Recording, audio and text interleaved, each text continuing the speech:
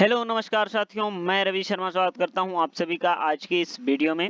आज की वीडियो में लेकर आया हूं बीएससी एग्रीकल्चर फोर्थ सेमेस्टर में जो सब्जेक्ट आता है एमजेपीआर यूनिवर्सिटी के हिसाब से। तो इसमें आता है कि disease of field and horticultural crops and there management second का। तो इससे पहले की वीडियोस अगर आप लोगों ने नहीं देखी हैं तो डिस्क्रिप्शन में आपको प्लेलिस्ट की लिंक मिल जाएगी, वहां से जाकर के आप देख सकते हैं। और जो है इससे पहले का जो है 2 वीडियोस थी, एक में था कि 19 और 20, ठीक है, और एक में था 18 और 19, ठीक है। तो 2 पेपर वो थे और ये 21 और 22 का ये क्वेश्चन पेपर है। तो चैनल को अगर आप लोगों ने अभी तक सब्सक्राइब करके ऑल पर सेट नहीं किया है तो सेट कर लीजिए, क्योंकि कई क्वेश्चन पेपर अभी ऐसे रह गए हैं जिनको मैं अपलोड करूंगा, ठीक है, काफी इंपॉर्टेंट हैं। तो अगर नहीं सब्सक्राइब किया है तो सब्सक्राइब कर लीजिए, जिससे मैं जो वीडियो डालूंगा उसकी नोटिफिकेशन आपके पास सबसे पहले पहुंचेगी। तो देख लेते हैं पहला क्वेश्चन हमारा। इसमें पूछा गया है कि कार्बोक्सिन व ऑक्सी कार्बोक्सिन प्राकृतिक रूप से क्या कवकनाशी है। तो इसका जो राइट आंसर हो जाएगा वो हो जाएगा सिस्टमेटिक, ठीक है। कैसा कवकनाशी है, तो ये सिस्टमेटिक कवकनाशी है, ठीक है, सिस्टमेटिक कवकनाशी। फिर उसके बाद चलते हैं अगले प्रश्न पर। इस प्रश्न में पूछा गया है कि फसल चक्र जनित रोग जनकों के प्रति प्रभावशाली विधि है। तो कौन सी प्रभावशाली विधि है, वो है मृदा। फिर उसके बाद आता है अगला प्रश्न। इसमें पूछा गया है कि गेहूं की अनावृत कंड उपचार हेतु उष्ण या गर्म जलविधि किसने दी थी। तो किसने दी थी ये जे.एल. जेनसन ने 1891 ईस्वी में जो है दी थी, ठीक है। 1891 ईस्वी में जे.एल. जेनसन ने गेहूं के अनावृत कंड उपचार हेतु उष्ण या गर्म जल विधि का जो है जलविधि को दिया था।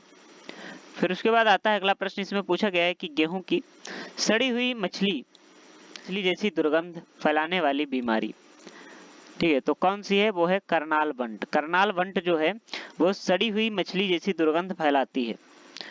फिर उसके बाद आता है अगला प्रश्न। इसमें पूछा गया है कि पत्ता गोभी का काला सड़न रोग जेंथ्रोमोनास कैम्पेस्ट्रिस बैक्टीरिया से होता है, ठीक है। पत्ता गोभी का काला सड़न रोग किससे होता है, जेंथ्रोमोनास कैम्पेस्ट्रिस बैक्टीरिया से होता है। फिर उसके बाद पूछा गया है कि उज जांच का पता लगाने के लिए होता है। तो मतलब किसका पता लगाने के लिए होता है, तो ये जीवाणुओं का पता लगाने के लिए उज जांच होती है। फिर उसके बाद आता है अगला प्रश्न। इसमें पूछा गया है कि गन्ने का ग्रासी सूट रोग का वाहक है। तो कौन सा है, तो एफिड जो है वो गन्ने का ग्रासी सूट रोग का वाहक होता है। फिर उसके बाद आता है अगला प्रश्न। इसमें पूछा गया है कि गेहूं का काला रोग रोली रोग किसके द्वारा होता है। तो किसके द्वारा होता है, पक्सिनिया ग्रेमिनीड ट्रिटिसाई का के द्वारा होता है। फिर उसके बाद पूछा गया है कि आंवला का रोली रोग किसके द्वारा होता है। तो ये किसके द्वारा होता है, कि रेवेनेलिया एम्बेलिका के द्वारा होता है। फिर उसके बाद आता है अगला प्रश्न। इसमें पूछा गया है कि गेहूं का करनाल वंट रोग एक व्यापक प्रतिबंध होता है, ठीक है। तो गेहूं का करनाल वंट रोग कैसा होता है, यह एक व्यापक प्रतिबंध होता है। फिर उसके बाद पूछा गया है कि स्टेग हेड लक्षण बनते हैं। तो स्टेग हेड जो है लक्षण किससे बनते हैं, तो ये सफेद रोली से बनते हैं। फिर उसके बाद आता है अगला प्रश्न। इसमें पूछा गया है कि किस रोग में स्केले रोशिया बनते हैं। तो किस रोग में स्केले रोशिया बनते हैं, तो राइट आंसर हो जाएगा वो हो जाएगा बाबरे के मृदुल आशिता में होता है। फिर उसके बाद आता है अगला प्रश्न। इसमें पूछा गया है कि भारत में करनाल वंट का सर्वप्रथम किसने बताया था। तो करनाल वंट को भारत में सबसे पहले मित्रा के द्वारा बताया गया था। फिर उसके बाद आता है अगला प्रश्न। इसमें पूछा गया है कि गेहूं का अनावृत कंडवा रोग है। तो गेहूं का जो है अनावृत कंडवा रोग कौन सा है, वो है अंतः बीजोड़ होता है। क्या होता है, अंतः बीजोड़ होता है। फिर उसके बाद पूछा गया है कि बेमेल जोड़ा है। तो बेमेल इनमें से कौन सा जोड़ा है, ये भी मेल है, ये भी मेल है, ये भी मेल है, ठीक है, इनका मेल है। तो ये जो आता है वैगन का लघुपत्ती रोग कार्बनडेज्म, ठीक है, क्या है? कार्बनडेज्म। तो वैगन का लघुपत्ती रोग कार्बनडेज्म, ये इसका राइट हो जाएगा। फिर उसके बाद आता है अगला प्रश्न, इसमें पूछा गया है कि गेहूं का रतुआ रोग में आवृत बीजाणु कौन सा है? तो आवृत बीजाणु कौन सा है? तो इसका राइट आंसर हो जाएगा यूरिडोस्पोर हो जाएगा। क्या हो जाएगा? यूरिडोस्पोर हो जाएगा। फिर उसके बाद आता है अगला प्रश्न, इसमें पूछा गया है कि मुख्यतः श्याम वर्ण बीमारियों का जनक है। तो मुख्यतः श्याम वर्ण बीमारियों का जनक कौन सा है? तो कोलेस्टोट्राइकम हो जाएगा। क्या हो जाएगा? कोलेस्टोट्राइकम हो जाएगा। फिर उसके बाद पूछा गया है कि जौ का पत्तीधारी रोग का रोग कारक है। तो जौ का जो है पत्तीधारी रोग का रोग कारक कौन सा है? वो हो जाएगा पक्षीनिया हो जाएगा। क्या हो जाएगा? पक्षीनिया हो जाएगा। फिर उसके बाद आता है अगला प्रश्न, इसमें पूछा गया है कि चेपनी बीमारी जुड़ी है। चेमनी बीमारी जो है किससे जुड़ी हुई है? तो ये जो है अंगूर से जुड़ी हुई है, ग्रेप्स से जुड़ी हुई है चेमनी बीमारी। फिर उसके बाद आता है अगला प्रश्न, इसमें पूछा गया है कि 150 ppm सांद्रता वाले मोल में एंटीबायोटिक होगी तो कितनी होगी? तो 150 मिलीग्राम प्रति 1 लीटर में होगी। फिर उसके बाद आता है अगला प्रश्न, इसमें पूछा गया है कि कृष्णांत हृदय से ग्रसित आलुओं में मैलानिन गहरे रंग हेतु जिम्मेदार है। तो ये क्या हो जाएगा? राइट हो जाएगा कि कृष्णांत हृदय से ग्रसित आलुओं में मैलानिन गहरे रंग हेतु जिम्मेदार है। फिर उसके बाद आता है अगला प्रश्न, इसमें पूछा गया है कि फाइटोप्लाज्मा ट्राइसाइक्लिन के प्रति संवेदनशील है। तो ये भी राइट हो जाएगा कि हाँ संवेदनशील है।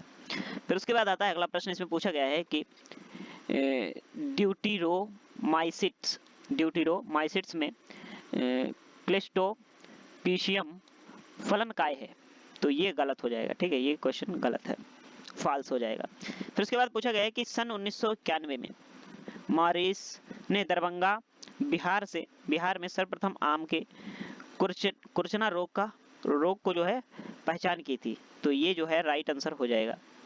ठीक है, सन 1891 में मॉरिस ने दरभंगा बिहार में सर्वप्रथम आम के कुरचना रोग को पहचाना था। तो इसमें आपको ऐसे भी पूछ सकता है कि कौन से सन में जो है कुरचना रोग की पहचान करी थी। तो ये भी पूछ सकता है। इससे जो है कई क्वेश्चन बनाकर वो पूछ सकते हैं एग्जामिनर। ठीक है, तो उसके बाद आता है अगला प्रश्न, इसमें पूछा गया है कि आलू का पछेती झुलसा रोग भारत में यूरोप से आया था। तो ये गलत है कि आलू का पछेती झुलसा रोग भारत में यूरोप से नहीं आया था। फिर उसके बाद आता है अगला प्रश्न, इसमें पूछा गया है कि गेहूं के अनावृत